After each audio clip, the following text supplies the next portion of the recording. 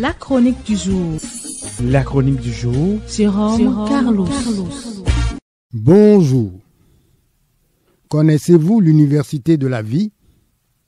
C'est cette institution d'éducation, unique en son genre, parce qu'elle se démarque de toutes les autres, même si, en principe, elles poursuivent toutes le même objectif, transformer l'homme, citation, ce sujet merveilleusement vain, divers et ondoyant, à en croire Montaigne.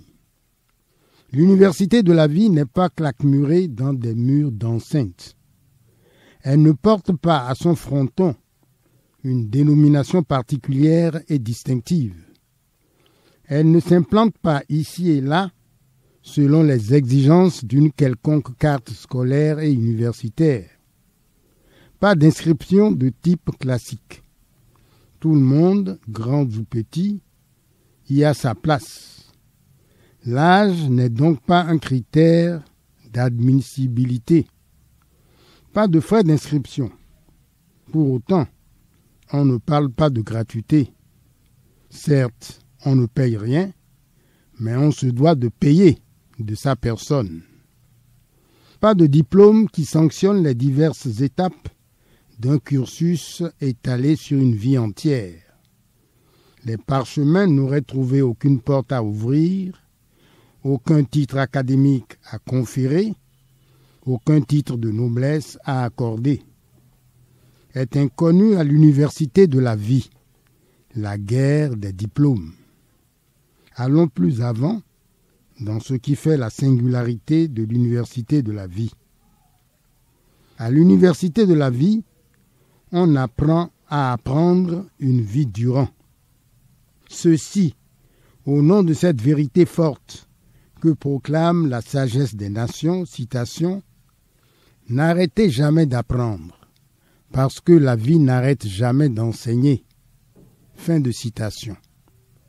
Par rapport à quoi tout ce qui entre à l'université de la vie s'engage à être et à rester des étudiants à vie, des apprenants permanents. En tête des objectifs visés, une solide expérience des êtres et des choses. Il s'agit de cette précieuse denrée qu'on cherchera en vain sur les étals du marché international d'Antokpa. L'expérience des êtres et des choses donne à s'approprier l'encyclopédie universelle du savoir, du savoir-faire, du savoir-être, une panoplie instructive qui arme pour mener à bien le dur combat de la vie. Des savoirs spécialisés avant tout, mais accordés à des contextes et environnements humains déterminés. Prenons l'exemple de notre pays. L'université de la vie, ici, est aux couleurs et au goût du Bénin. Dans le cadre d'une histoire, d'une mémoire, d'un patrimoine, car il s'agit d'asseoir une identité, car il s'agit de se regarder et de se voir dans le miroir d'un héritage commun, car il s'agit d'entretenir un fort sentiment d'appartenance, l'autre nom de l'amour de la patrie. Tous nos discours, aujourd'hui, résonnent d'un mot, d'un concept nouveau, résilience, à comprendre comme la qualité de quelqu'un qui ne se décourage pas, qui ne se laisse pas abattre. L'école de la vie se donne pour mission de former des étudiants résilients. Résilients là où ils sont, résilients sur les chemins qu'ils prennent, résilients avec les valeurs sur lesquelles ils déroulent leur quête du savoir. À l'université de la vie, on apprend à entreprendre, afin qu'une tête bien faite puisse être toujours connectée à des mains expertes.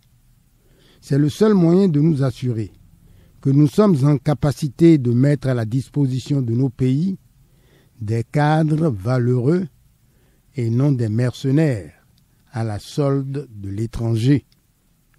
L'université de la vie éloigne des bavardages inutiles, des incantations illusoires.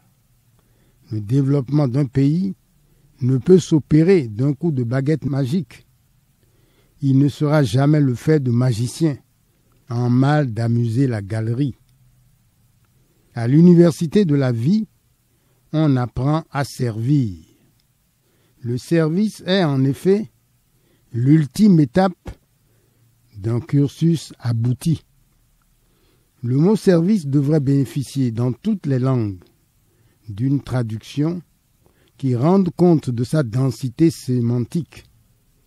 En français, retenons le service comme ce que l'on se fixe comme un devoir, obligation morale qui résulte de cette décision personnelle. Car le service est un acte rigoureusement personnel, rigoureusement individuel. Il n'engage que son auteur. L'école ou l'université de la vie nous prépare au devoir de construire notre pays, notre continent, le monde dans la conscience et dans la responsabilité que nous devons être utiles aux autres.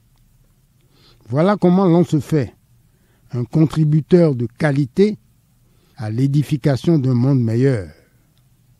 Bienvenue à l'université de la vie. Merci pour l'attention et à jeudi prochain.